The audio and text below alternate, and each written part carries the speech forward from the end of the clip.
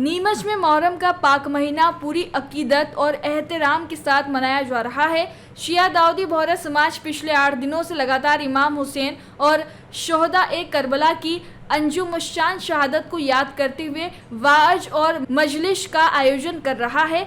इन पवित्र आयोजनों में बड़ी संख्या में समाजन मस्जिदों में पहुंचकर शहीदों की कुर्बानियों को याद कर रहे हैं। बोहरा बाजार स्थित हुसामी मस्जिद में मुल्ला शब्बीर भाई मुल्ला नोमान अली साहब वाज कर रहे हैं, जबकि बोहरा कॉलोनी की नजमी मस्जिद में शेख खुजेमा भाई शेख सैफुद्दीन कागल वाला साहब वाज कर रहे हैं। इन वाजों में करबला के मैदान में इमाम हुसैन और उनके साथियों की बेमिसाल शहादत का भावपूर्ण वर्णन किया जा रहा है, जिससे उपस्थित अकीदतमंदों की आंखें नम हो रही है।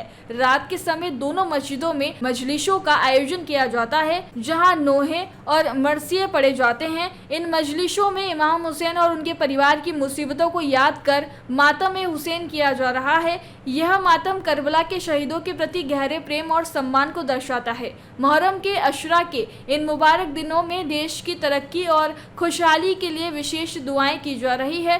साथ ही दाऊदी बोहरा समाज के 53वें धर्मगुरु डॉक्टर सैयदना मुफद्दल सैफुद्दीन साहब की लंबी उम्र और सेहत के लिए भी सामूहिक दुआएं मांगी जा रही है। सामाजिक स्तर पर भी कई नेक काम किए जा रहे हैं। जगह जगह सबीलें लगाई गई है, जहां अकीदतमंदों के लिए तबरुक, पानी और शरबत का इंतजाम किया गया है। इसके अलावा समाज द्वारा नियाज का आयोजन भी किया जा रहा है। ये सभी आयोजन मुहर्रम के पवित्र माहौल को और भी धार्मिक तथा मानवीय बना रहे हैं, जहां समाज के लोग एक साथ आकर इमाम हुसैन की याद में दुआएं और इबादत कर रहे हैं।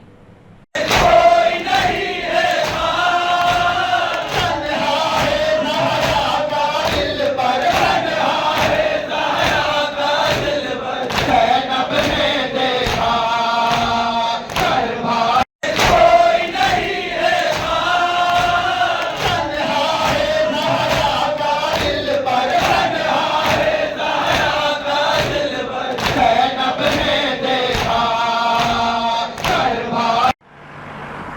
जयराम जी, किशन काका।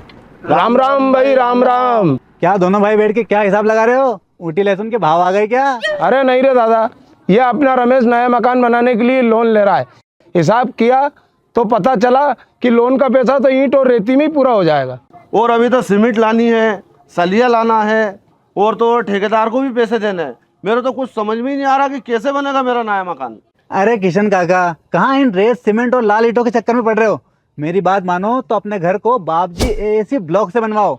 इसमें ना सीमेंट और रेत की जरूरत होती है, ना ही तराई करने की झंझट। और लाल ईंटों के मुकाबले आपका मकान काफी तेजी से बनकर तैयार हो जाएगा। इससे आपके पैसे तो बचेंगे ही, साथ ही मजबूती ऐसी कि सालों साल देखने की जरूरत नहीं। और इससे आप अपना मकान ही नहीं, कुएं और खेत की बाउंड्री वॉल भी बनवा सकते हो, जिससे रोजड़ों की समस्या भी खत्म हो जाएगी। वाह भाई, ये तो कमाल की चीज है। फिर तो मैं अपना घर बाबजी ब्लॉक से ही बनवाऊंगा। और मैं अपने खेत की बाउंड्री वाल। ज्यादा जानकारी के लिए स्क्रीन पर दिए गए नंबर पर अभी कॉल करें। बाबजी एएसी ब्लॉक्स, स्टील से मजबूती।